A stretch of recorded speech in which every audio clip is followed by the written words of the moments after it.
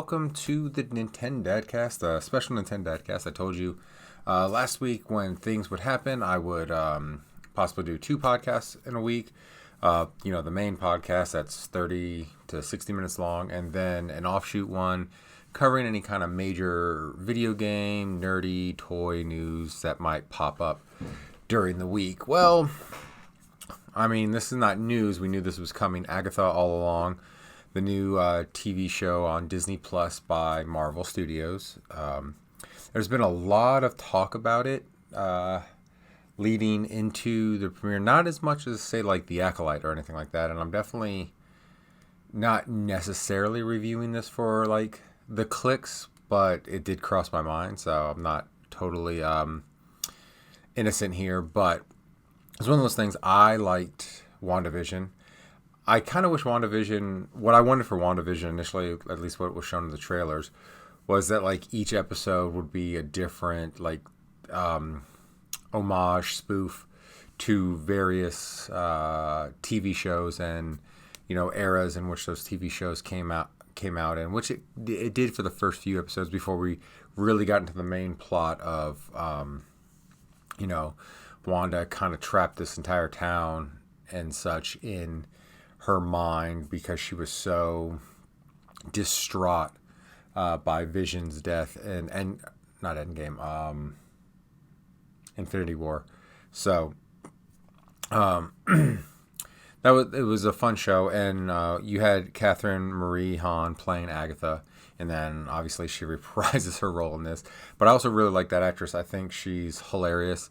I loved her in Parks and Rec for her very minor role as Jen, the political advisor. I thought she was great in that. And so taking that, I enjoyed WandaVision, and the character of Agatha I liked. I liked the actress. I was kind of looking forward to this show, and I know a lot of people have been panning it. Marvel has worked up a reputation lately of producing bad movies, bad shows. A lot of them kind of tick boxes instead of, hey, we've got a good idea for a show, let's do this. Where it seems like, hey, let's try to get that modern audience and tick these boxes to try to attract them.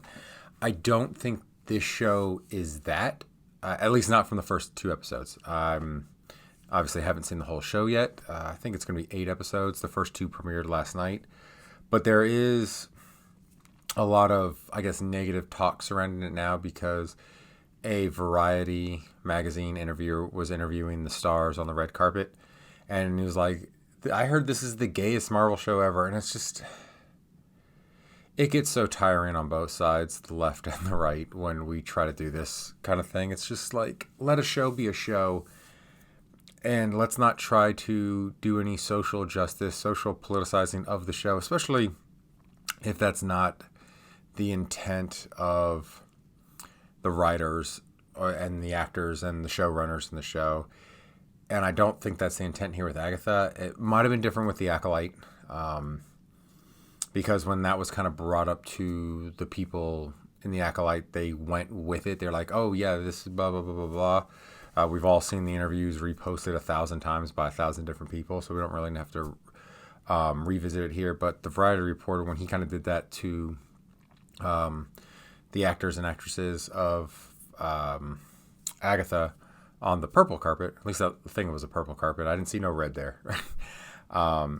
They kind of like, one of the actresses, she was just kind of taken back. She's like, yeah, I guess witches are gay. She didn't really know how to respond. And then Aubrey Plaza, who, another Parks and Rec alum, who I also adore, she kind of went with it, but not went with it as in, yes, we're making a statement with this show, like the Acolyte folks did.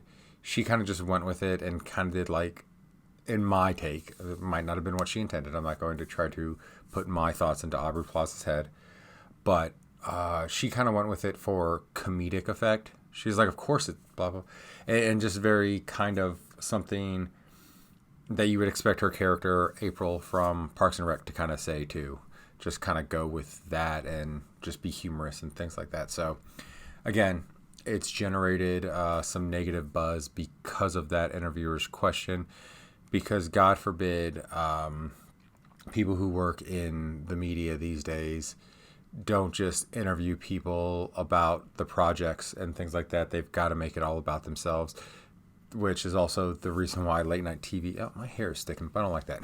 Which is why late night TV has also died, because the classic interview, as done by Johnny Carson, David Letterman, Jay Leno, Conan O'Brien, has died. Now it's just this weird thing.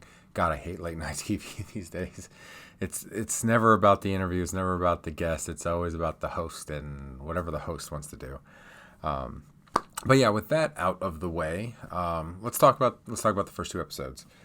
I'll just start off right away. I thought they were well paced. They told their story.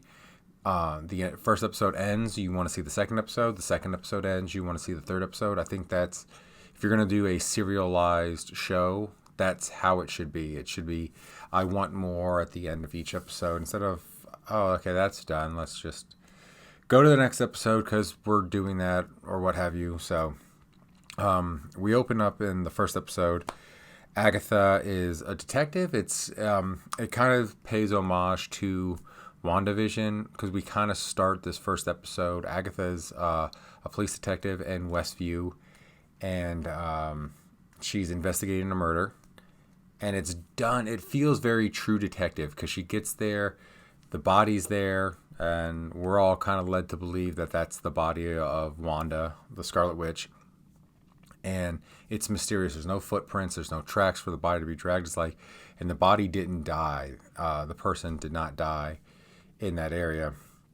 So, and then Agatha, they find a library card, or not a library card, those old cards that used to be in the back of library books before everything went all digital. So she goes to the library to investigate, and where that book was, it's been on fire, and there's just this weird dude whispering to her about the fire and everything like that. It gave me a very True Detective vibe. The first season with the Yellow Man and Woody Harrelson and Matt McConaughey.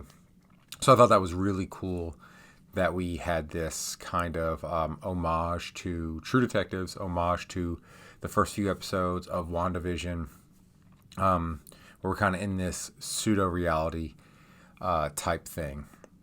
And then we see characters from WandaVision pop up. The one neighbor with the mustache, I don't remember his character. Deborah Jo Rupp from that 70s show. She played Mrs. Hart in WandaVision. She shows up in the first episode, just a quick cameo in that first episode kind of thing. But we're connecting it to WandaVision in a sense. But at this point in the show, we're very much in a different world. We're not in the real world right now.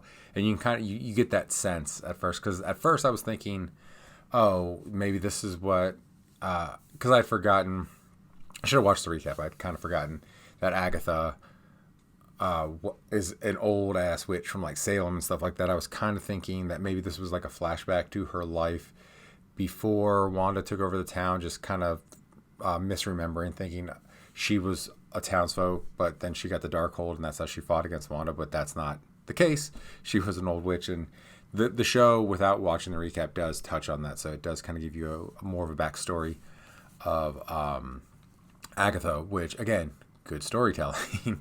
So, sorry, coffee break. So this whole first episode just has Agatha going for or investigating this murder. And I'm going to stop right there because I'm going to start getting to spoiler territory here. So I'll put a thing at the bottom to let you know when the spoiler is over, and if I remember, I'll put in the description what time code to skip to the spoilers. But before we get to the spoilers, I liked episode 1. Episode 1 was very good. Because I was originally, because it was late last night when I got around to watching, I was going to watch episode 1 and then do 2 this morning, then do the review. But I really liked episode 1, so I was like, let's watch episode 2. It says 45 minutes, I think. But I think the episodes are only about like 20 to 30 minutes, and you've just got a ton of credits. So the episodes aren't too long, which is nice. So that's right here. Spoilers going forward. So mute come back if you haven't watched episodes yet, or skip to the time code that I'm going to place down here. And here we go. So as she's doing her investigation, Wanda is approached by, an FBI agent is brought in, played by Aubrey Plaza. Her character's name is Rio, Rio, R-I-O, Rio. And there's obviously some tension there, which I will say in the first 2 episodes, we don't know why there's a tension there, other than we do find out in the second episode, Rio and the Salem 7, who we will meet, want Agatha dead. Probably because Agatha was kind of a bad bitch before WandaVision installed powers and was a bad guy and such. So obviously people want revenge on that. But there seems to be something more deep and more personal there because of that Variety interviewer as being the gayest Marvel show. Maybe they were lovers at one point and, Rio is spurned. But then also I thought maybe mother-daughter kind of thing. And this is speculation by me. This is not confirmed in either of the episodes. But then I started thinking maybe mother-daughter. And then I was like, well, that age difference doesn't work because in real life, the actresses are only about 10, 11 years different in age. Because when I was looking a couple things up on IMDb, I saw that Catherine Marie Hahn was born in 1973. So that makes her 10 years older than me. And I believe I was born in 80, or I'm sorry, she was born in 73. I was born in 83. And I believe that Aubrey Plaza is right around my age. I think she might be a year or two younger than me. So, again, that would put about a 10-year gap, which obviously that's a no-no in the real world. But then you remember that Agatha is hundreds of years old. So, and she doesn't look a day over 50. So that means, Aubrey Plaza's character could be hundreds of years old, but much younger than Agatha. So then, it could work because, when you're beings like witches and vampires and such, you age differently. So that could, you could easily use that to explain, well, in real life, the actors are only 10 years apart, which was kind of funny because in Indiana Jones and the Last Crusade, that's something like the age gap between Sean Connery and Harrison Ford and their father and son, kind of thing like that. So you can fudge it a little. But yeah, so there's some sort of personal tension there that I feel we'll find out more about in later episodes. So it feels like it's more than just, Agatha is, in episode 2 is accused of stealing powers and such.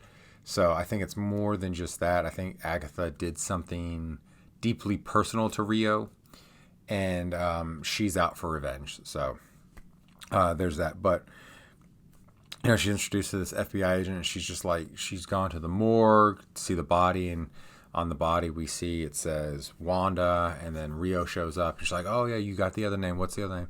And Agatha is starting to come out of the little like mine trap that Wanda put her in at the end of WandaVision.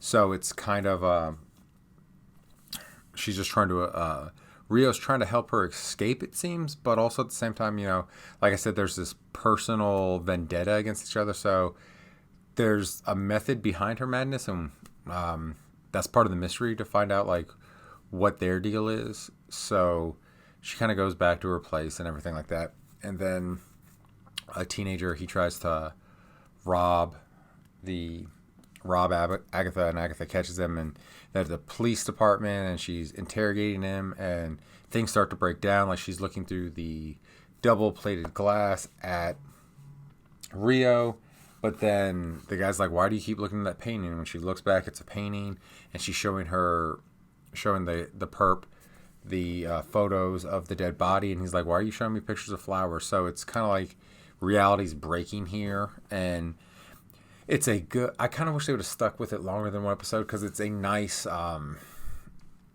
unreliable narrator kind of vibe. We don't know what's real, what's fake. I mean, you kind of do if you watched WandaVision, but if you're kind of new to this, you're kind of like, what's going on? Is she going crazy? What's going on here? So again, I felt the pacing, I felt the things shown in the episode were done really well. And the episode just kind of ends with, how did the episode end? Yeah, with just Agatha kind of coming out of it. And then, boom, start up the next episode. Agatha is. Oh, she's been stuck. She's been stuck for 3 years. So sorry, I'm looking back at my notes.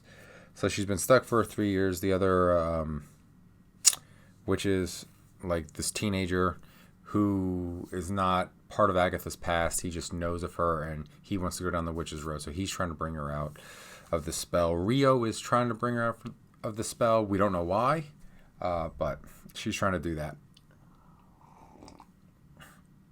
But yeah, first episode, fantastic. I enjoyed it very much so. So definitely worth checking out. So we go on to the next episode.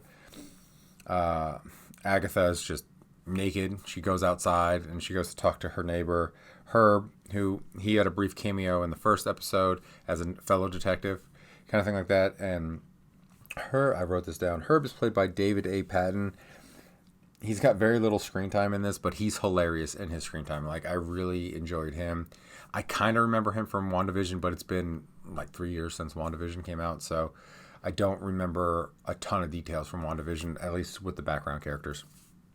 But no, he was funny in that conversation back and forth with Agatha. Like, all the neighbors have been taking care of her for the last few days, for while she's been in this state, and kind of just playing along. And she's just kind of like looking over the neighbors like, oh, that's the police chief, that's the librarian, that's so-and-so. And she's just kind of just going about her day like that.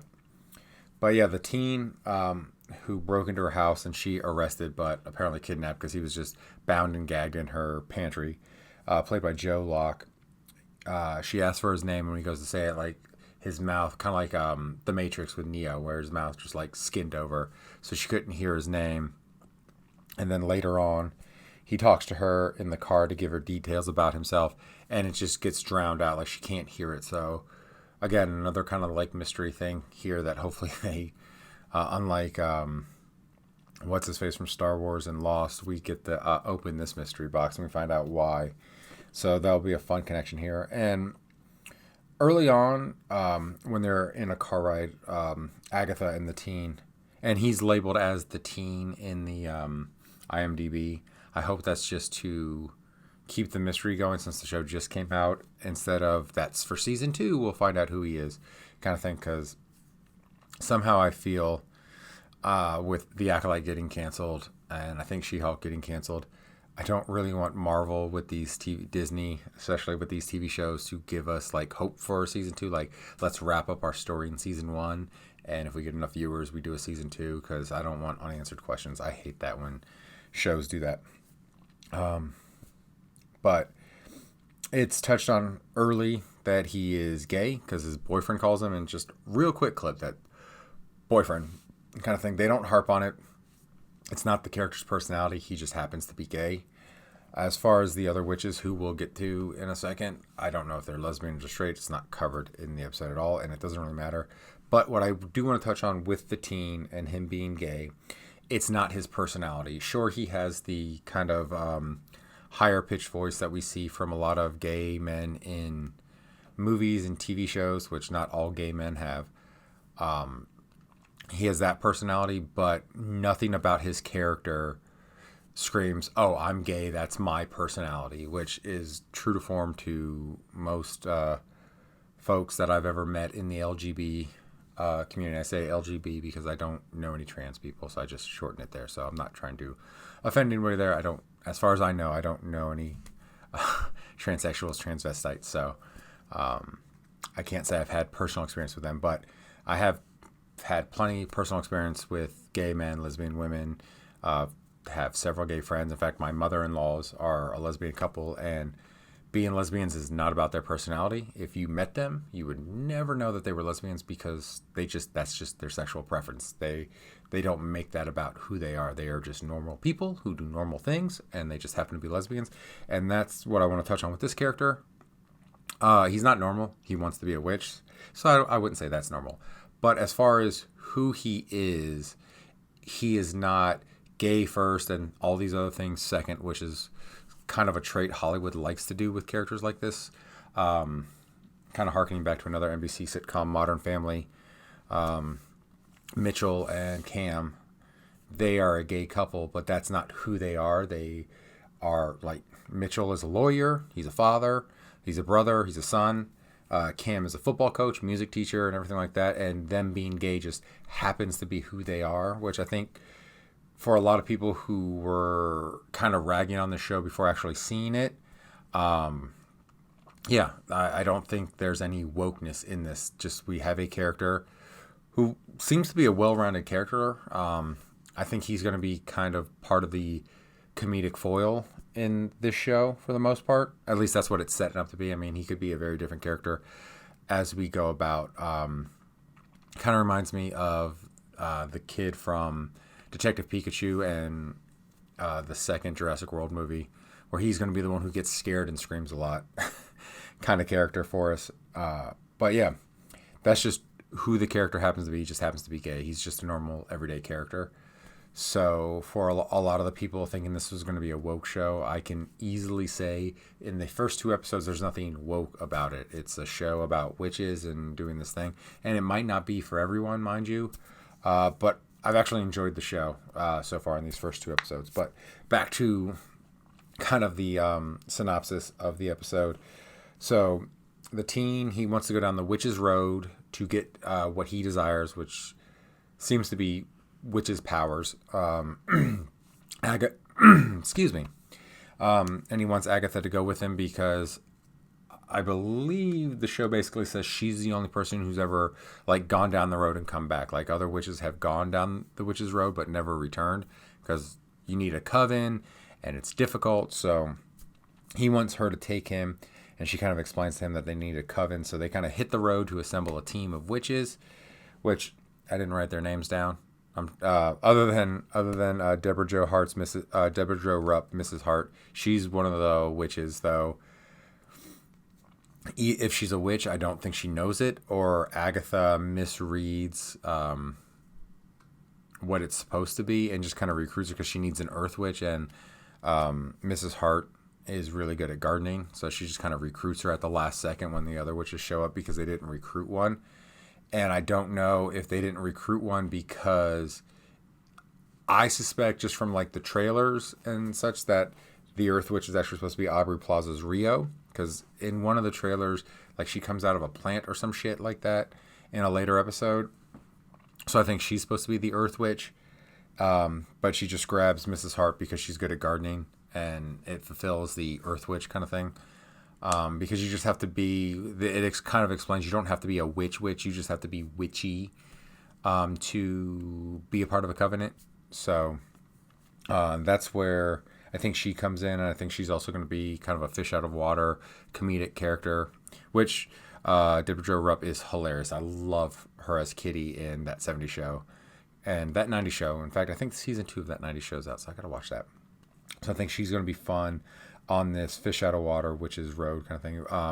But she's got a potion person, a clairvoyant, and the Asian witch who was a mall security guard. I don't know if they said what kind of witch she's supposed to be. Maybe she's the heavy, because Agatha, to speak to her, pushes the teen out of a hot topic with something, and she tackles him because he's stealing. So maybe she's like a heavy, some sort of physical witch or something to that fact. They might have said it in the episode and I missed it. I apologize for that. I don't really do reviews. I just thought this would be fun to do. But yeah, so then they sing what's the song called? Down the Witch's Road song, which actually was, it's something that the Asian witch is her mother, who was also a witch and apparently like a 70s rock star in this universe, wrote the song or took the song and made it into a rock song. So it kind of like feels like a 70s 80s kind of rock ballad kind of song, much better than that voice Power of Two, Power of Many crap from Acolyte. This one is actually very entertaining, and it has a fun like 70s 80s ballad rock vibe to it. So I kind of dug that song when they were doing it.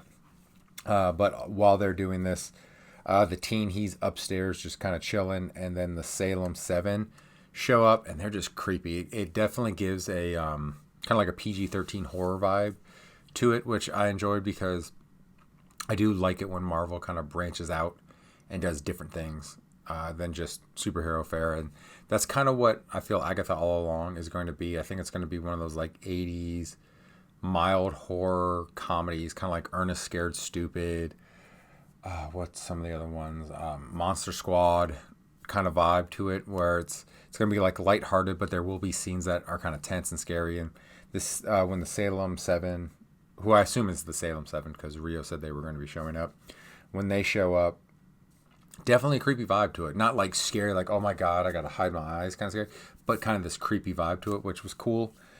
So they are coming to attack, and obviously we get the attention. The Witch's Road song doesn't work, and the Salem 7's approaching, but then a door appears, and our witches escape down the door, and I guess the Salem 7 can't follow because they don't.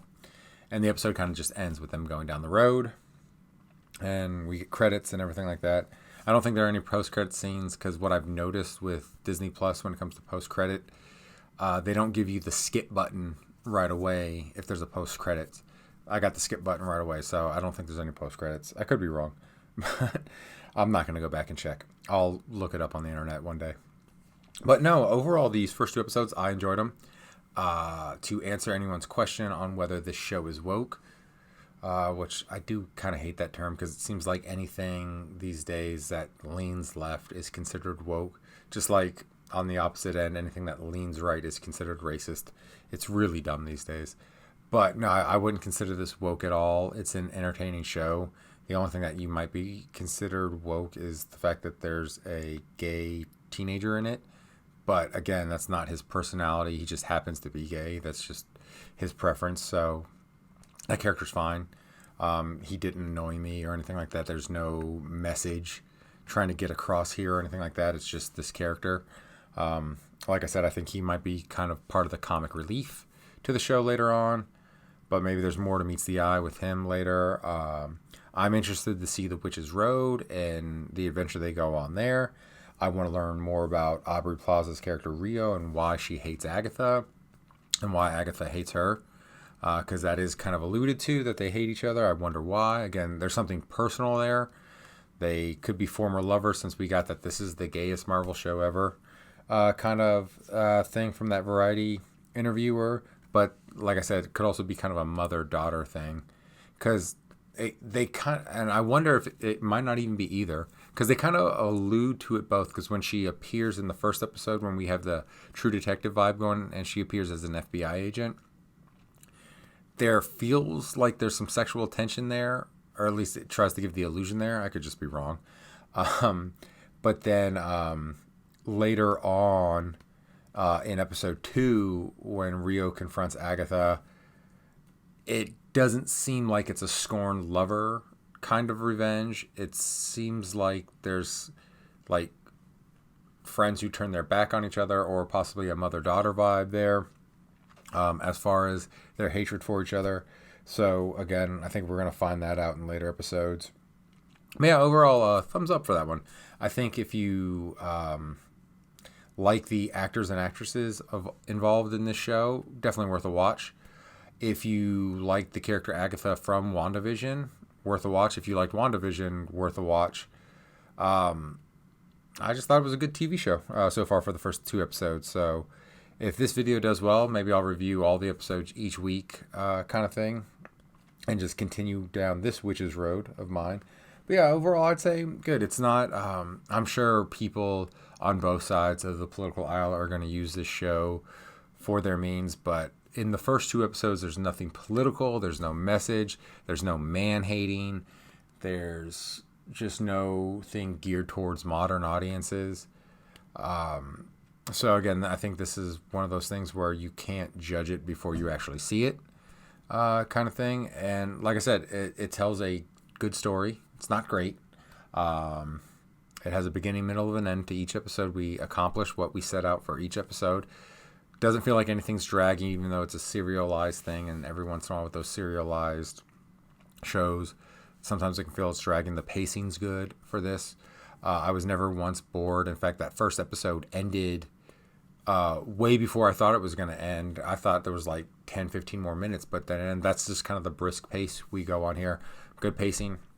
and everything. So overall, I would definitely say worth your time if you are a fan of, like I said, any of these actors or actresses. If you like WandaVision, things like that, I think this is one of the better Disney Plus shows out there. So definitely worth checking out. So if you've watched it, let me know what you thought of the show. If you haven't watched it yet, do you plan on watching it? Don't forget to give me that like. It really helps the videos reach a different audience. If you want to see more, especially if you want to come back and see more Agatha All Along videos, like, subscribe. And like I said, if this video does decent numbers, I'll be back next week doing another review. The episodes premiere Wednesday night at 6 p.m., so I'll probably watch the episode and record on a Thursday, and it will go up either Thursday or Friday for review. Or if I actually get to watch the episode right at 6 p.m., maybe I'll put the episode up on a Wednesday. So come back for more. Like I said, both first two episodes were kind of fun. The only thing I was disappointed in, I was kind of hoping we'd get more of like a TV show kind of thing, like the WandaVision, for a few episodes before we went into our main plot. But I mean, I think this is only 6 or 8 episodes, so they kind of got to do it. But yeah, give the show a watch. I like it. 2 thumbs up. Anyways, have a great rest of your day and take care. Bye.